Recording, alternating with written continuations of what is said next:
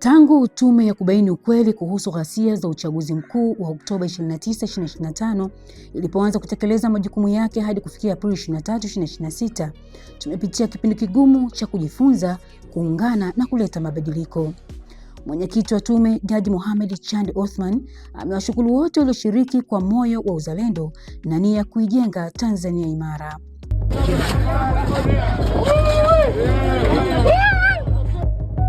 Baada ya utangulizi wa Katibu Mkuu Kiongozi Balozi Dr. Moses Kusiluka, sasa tunaangazia kwa makini yale yaliyojificha nyuma ya vurugu hizi. Tume imebaini mambo 6 muhimu: chanzo cha ghasia, lengo la vurugu, madhara yaliyojitokeza na jinsi mifumo ya kidijitali ilivyotumika kueneza chuki na uhasama. Ushahidi wa kidijitali ulikuwa sehemu kubwa katika uchambuzi wa tume, hususan katika kuelewa madhara ya kibinadamu. Jumla ya picha mnato 450, picha mjongeo 880 zilikusanya kwa njia mbalimbali, na baadhi zilikuwa zimesambamba mitandaoni kwa zaidi ya mara moja. Picha hizi zilipatikana na ziliwasilishwa na mashuhuda wa matukio, watoa taarifa vya vyombo vya ulinzi na salama, na vyanzo vya wazi, yani open source, ikiwemo vyombo vya habari na mitandao ya kijamii. Katika kubaini uhalisia wake, baadhi ya picha zilizochambuliwa na kufanya uchunguzi wa kisayansi kwa kutumia wataalamu walioidhinishwa. Uchunguzi huo hususan kwa picha zilizokuwa zikizunguka zaidi mitandaoni na kwenye vyombo vya habari, baadhi yake zilikuwa halisi na za kweli, lakini nyingine hazikuwa halisi na zimechezewa kwa kutumia akili unde na nusu ukweli. Methodolojia hii ilituwezesha tume kutofautisha picha halisi na sio halisi, na mfano mojawapo ni picha ambayo imetumika mara nyingi kuonesha maiti zikiwa kwenye mifuko ya bluu zikizikwa kwenye makaburi ya halaiki. Picha hiyo kwa mujibu wa uchunguzi ilikuwa imetumika sehemu nyingi duniani. Hii ni simulizi ya ukweli isiyo na upendeleo, inayogusa mioyo ya kila Mtanzania. Mitandao ya kijamii, kauli za wanasiasa na baadhi waliokatwa majina katika uchaguzi wamebainika kuwa ni kichocheo kikubwa cha machafuko haya. Kundi la kwanza linahusu mitandao ya kijamii ambayo kwa mujibu wa mashahidi waliokuja mbele ya tume, mitandao hayo ilitumika kabla, wakati na baada ya uchaguzi mkuu kwa kiwango kikubwa kuliko ambavyo iliwahi kutokea nchini. Aidha, waliibuka wabuni mada kwenye mitandao, yani content creators, ikiwemo mada za kuhamasisha wananchi kutoshiriki uchaguzi mkuu au na kuhakikisha haufanyiki. Mitandao hiyo ilitumika pia kuandaa majukwaa ya majadiliano na kupanga mbinu na kuwaelekeza waliokubali kushiriki vurugu kwa kuzuia uchaguzi mkuu namna ya kufanikisha lengo hilo. Wapo pia mashahidi walioshiriki kufanya ghasia waliokuja mbele ya tume na kukiri kuwa baadhi yao walipewa simu maalum za mkononi na kupewa kazi ya kupiga picha na video za matukio kama vile majeruhi na vifo, au kupiga picha jirani na magari ya jeshi la ulinzi, sambamba na picha za maeneo mbalimbali ya wafanya ghasia walikuwa wamefanikiwa kufanya uratibu, na kisha picha hizo na video zote hizo kurusha moja kwa moja kwenye mitandao ya kijamii ili kuibua hasira za wananchi na kuwahamasisha nao wajitokeze kufanya ghasia kwa vile waliaminishwa kwamba jeshi la Tanzania liko upande wao. Kundi la pili la vichocheo ni kauli za baadhi ya wanasiasa ambao ziligeuka na kuwa kauli mbiu za walikuwa wanafanya ghasia.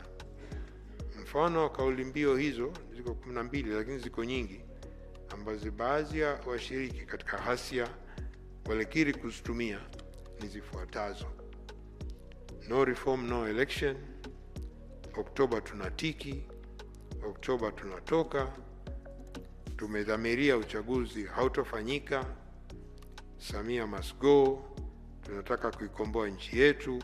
Pamoja na hayo, njia ya kukomesha hii ni nini? Mosi, matukio ya Oktoba 23 pamoja na changamoto ambazo zimekuwapo kwa muda mrefu vimesababisha nyufa na majeraha kwa taifa. Hivyo maridhiano na muafaka wa kitaifa ni hatua muhimu katika kuponya majeraha na kurejesha amani, kuaminiana, mshikamano na utengamano ndani ya jamii na taifa kwa ujumla. Maridhiano yanapaswa kuwa mtambuka ya kuimarisha nyanja za kisiasa, kijamii na kiuchumi ili kutathmini zaidi ukweli, kuponya majeraha, kutafuta suluhisho na kufikia muafaka wa kisiasa, kukubaliana juu ya misingi mambo yanayohusu katiba mpya na kurejesha umoja wa mshikamano wa kitaifa. Swala la maridhiano, Mheshimiwa Rais, halikuanzishwa na ghasia. Lilianzishwa kwa maoni ya wengi walioingia madarakani mwaka 2016 na falsafa ya 4R ambayo moja ni maridhiano.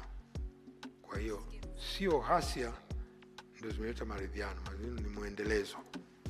Lakini la pili, kwa kuzingatia nafasi na taasisi za dini katika kulinda tunu ya amani na kujenga utengamano katika jamii, upo muhimu wa kufanyika majadiliano baina ya dini kama sehemu ya maridhiano ya kijamii. Hivyo majadiliano, maridhiano na muafaka miongoni mwa viongozi wa dini yataimarisha uelewano miongoni mwao na kukubaliana kuhusu mipaka kati ya dini na siasa katika utekelezaji wa majukumu yao, kisha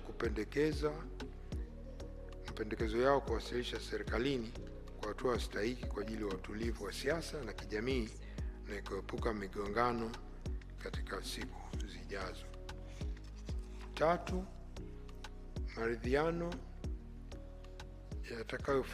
yatakayofanywa katika ngazi ya kitaifa yanapaswa kushuka ngazi za mamlaka za serikali za mitaa kwa kutumia mifumo ya utawala iliyopo kwenye wilaya, tarafa, kata na vijiji. Na nne, ili kuhakikisha mchakato wa maridhiano na muafaka wa kitaifa unafanikiwa na kusaidia kukwamua mikwamo iliyojitokeza, ni muhimu kuwa na baraza la ushauri la wazee lisilo rasmi ili wazee wote washauri katika kutafuta changamoto na mivutano katika jamii na mambo mengine ya kitaifa. Lakini je, kweli tumeelewa kikamilifu sababu zilizotufikisha hapa? Mwenyekiti wa tume anasisitiza kuwa kile kilichotokea si maandamano, bali ni vurugu zinazoambatana na ukosefu wa uzingatiaji wa ibara ya katiba. Katika vifo 518 vilivyotokea, wanawake 28 na watoto 21 wameshuhudiwa kuwa sehemu ya matukio haya. Lakini tukiangalia mbele, tume inashauri nini ili kuponya majeraha haya?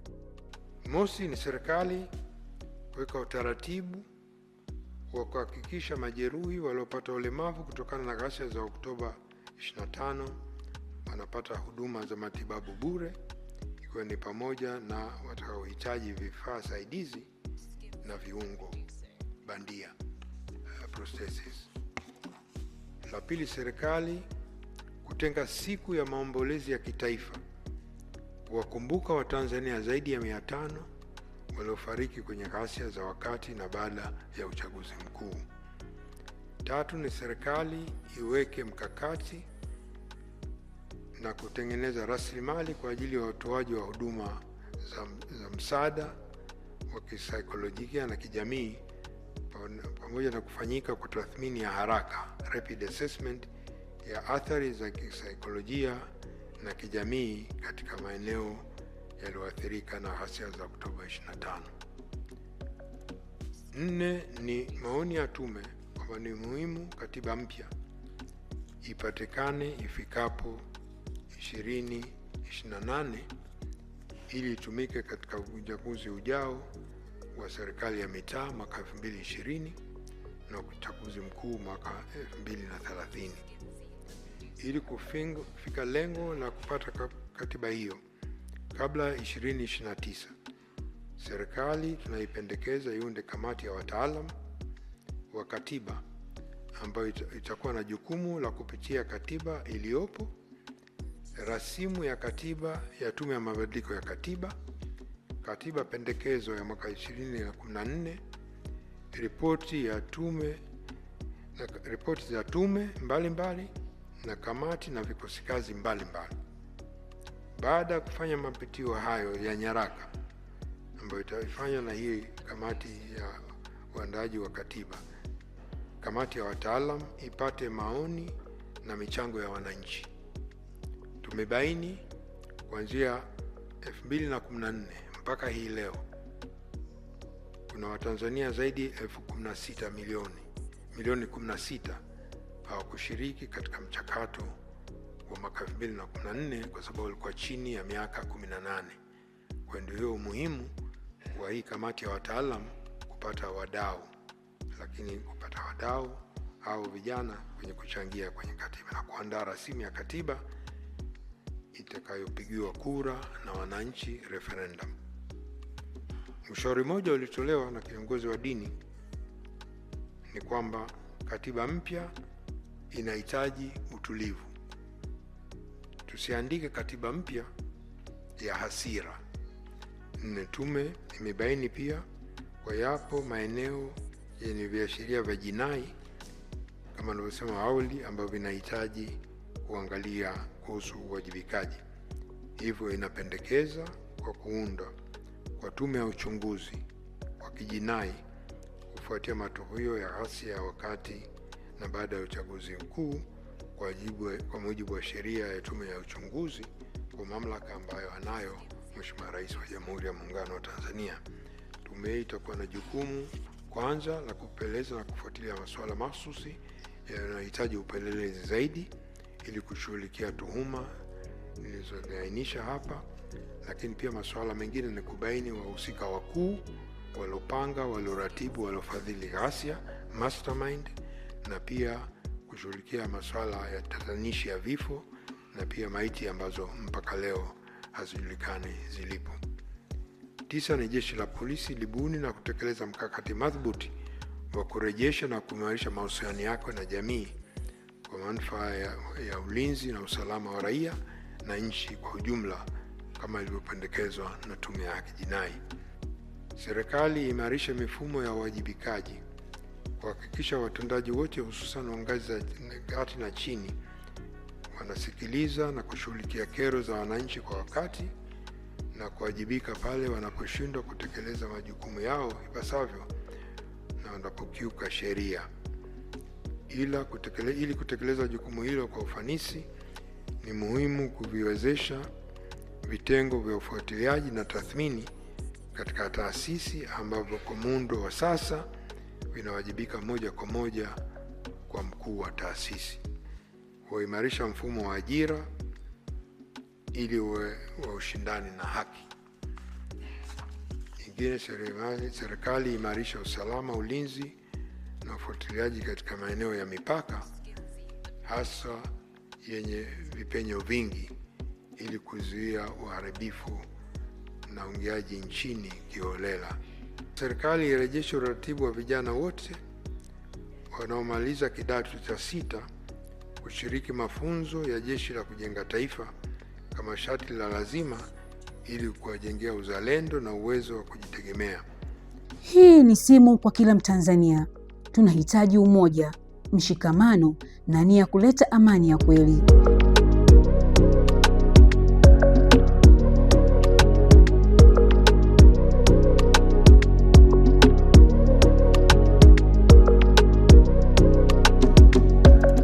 Naitwa Fredi John Fidel, ni mwenyekiti wa waendesha pikipiki mkoa wa Geita. Mheshimiwa Rais ameonyesha dhamira ya dhati kabisa kwa kuonyesha Watanzania kwamba ana dhamira ya kuliunganisha taifa letu la Jamhuri ya Muungano wa Tanzania. Maana baada ya kupokea taarifa ya ripoti hii ya tarehe 29 yaliyotokea, ameweza kusema kwamba amepokea kwa masikitiko kwa yale yaliyotokea, lakini pia amezidi kuwaomba Watanzania tuendelee kushikamana. Na mimi kama mwenyekiti wa waendesha pikipiki na waomba Watanzania tuendelee kushikamana kwa pamoja, kwa sababu yale yaliyotokea tarehe hiyo ya 29 yameonyesha madhara makubwa na yameacha huzuni kwa wale walioondokewa wapendwa wao. Na sisi sasa tunaamua kuunga mkono juhudi za Mheshimiwa Rais kwa kuonekana kwamba ni muumini wa maridhiano. Tume imekuwa wazi na kitu kimewekwa wazi kabisa, na tumefahamu kwamba watu waliopoteza maisha ni watu 518. Kiukweli Rais ametoa pole na pole hizo tumezipokea, lakini pia Rais hakukomea hapo tu. Amesema kwamba watu wote ambao wamepata majeraha, wamepoteza viungo, wote watasaidiwa kurudisha viungo vyao, lakini pia hata wajasiriamali wadogo wadogo waliopoteza mali zao. Kwa majina ninaitwa Fredrick Bahati Gogomoka, katibu wa Umoja wa Maafisa Usafirishaji mkoa wa Geita. Mheshimiwa Rais wa Jamhuri ya Muungano wa Tanzania amepokea ripoti kupitia kwa tume aliyoiunda kwa ajili ya uchunguzi wa matukio yaliyojitokeza tarehe 29 mwezi wa 10 kwenye kipindi cha uchaguzi. Akataja mpaka na pesa zilizoteketea ambazo ni bilioni 125. Rais Dr. Samia Suluhu Hassan amepokea ripoti hii kwa moyo wa matumaini, akieleza kuwa hatima ya Tanzania iko mikononi mwa Watanzania wenyewe.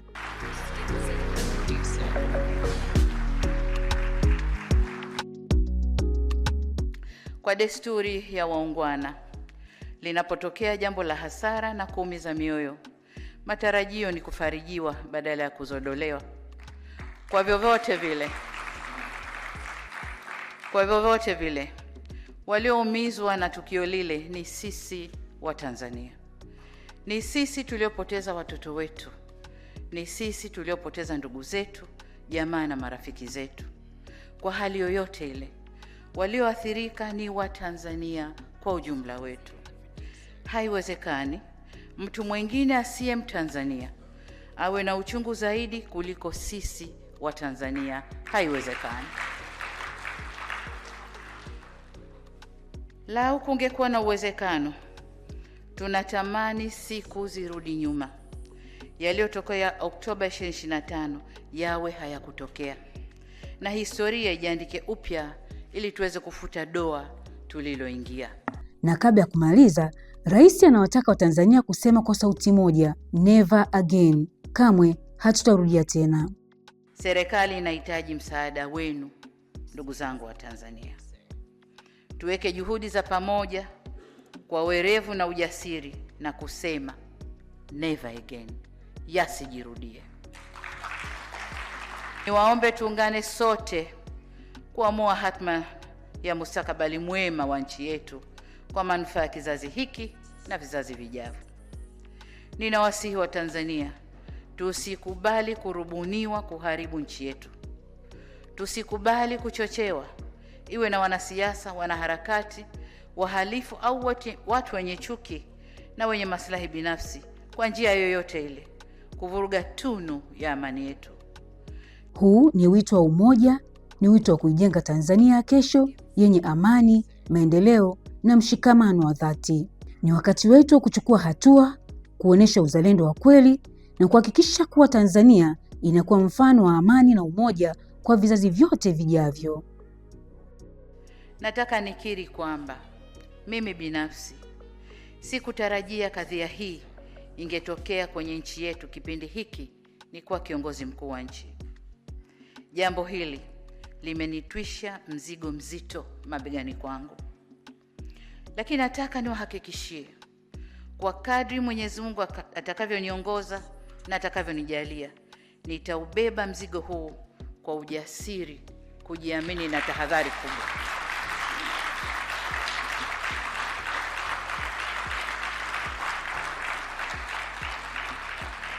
Naomba nirudie hapo. Kadri Mwenyezi Mungu atakavyoniongoza na kunijalia, nitaubeba mzigo huo kwa ujasiri, kujiamini na tahadhari kubwa.